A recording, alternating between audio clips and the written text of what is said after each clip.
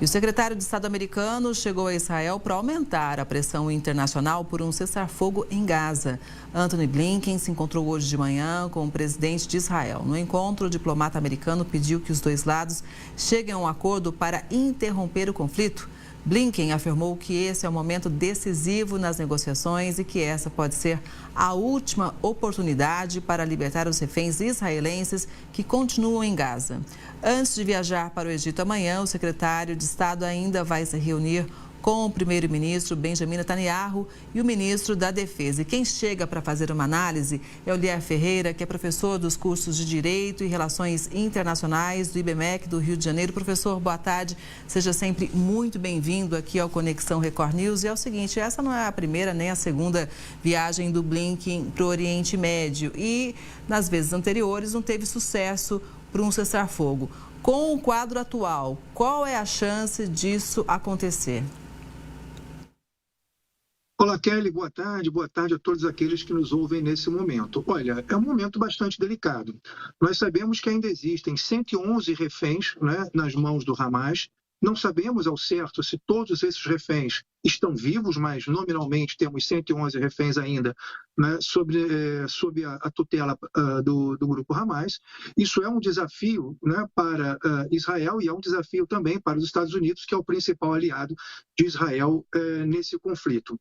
O fato de o Hamas poder, né, num atentado combinado, ou seja, realizado junto com a Jihad Islâmica, né, atuar dentro, né, do Estado de Israel, né, significa que ainda existem vulnerabilidades do ponto de vista bélico-militar, né, que o governo Netanyahu ainda não foi capaz de superar, ou seja, o território de Israel continua vulnerável. Esse atentado, felizmente, deixou um número de feridos muito pequenos, apenas um ferido, não houve mortes, a não ser, né, o próprio homem-bomba que explodiu, mas, nesse momento, isso mostra que ainda existe uma capacidade bastante concreta de atuação militar do Hamas, tanto em Gaza, né, na defesa do território, quanto também dentro do Estado de Israel.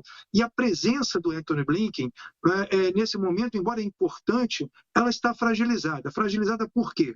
Porque nós sabemos que nós vivemos os últimos momentos do governo Biden, né? Daqui a 11 semanas aproximadamente nós teremos as eleições, e a capacidade de negociação, né, do secretário de Estado no contexto de final de governo e um governo que já se mostra bastante claudicante é pequena, né? Então a gente acredita que não teremos grandes resultados em função dessa visita, embora o próprio Hamas tenha apontado, né, que lacunas importantes, né, das outras tentativas de paz, como, por exemplo, quem vai controlar o território de Gaza, estariam melhor comatadas nesse momento. Mas o momento do governo é difícil, né, do governo norte-americano, e eu não acredito que tenhamos aí grandes sucessos com essas negociações ora em curso. Pois é, o senhor tem total razão, viu, professor? Porque, inclusive, o Hamas negou que um acordo por um cessar-fogo em Gaza esteja próximo de ser fechado. Olha só.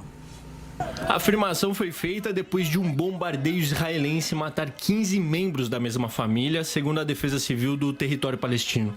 Uma nova rodada de negociações indiretas para um cessar-fogo em Gaza e a libertação dos reféns israelenses aconteceu na semana passada, entre quinta e sexta-feira, em Doha, no Catar. O encontro contou com uma delegação israelense e representantes dos mediadores Estados Unidos, Catar e Egito. Ao final da reunião, foi apresentada uma versão revisada do plano divulgado pelo presidente dos Estados Unidos, Joe Biden, em maio. Mas o Hamas, que governa a faixa de Gaza desde 2007, rejeitou as novas condições incluídas na proposta. Um membro do braço político do movimento islamita afirmou que as negociações eram a imposição dos princípios americanos. O Hamas, que não participou das negociações, reivindica a aplicação do plano original, que prevê uma primeira fase de 6 semanas de trégua com uma retirada israelense das áreas densamente povoadas de Gaza e uma troca de reféns por prisioneiros palestinos detidos em Israel.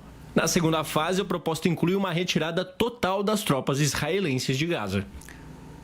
Professor, há poucos minutos, o secretário de Estado americano, o Antony Blinken, concedeu uma coletiva, isso foi agora, Ele disse que o Netanyahu aceitou uma proposta de cessar-fogo. Pede para o Hamas analisar. A gente espera realmente agora a posição do grupo terrorista.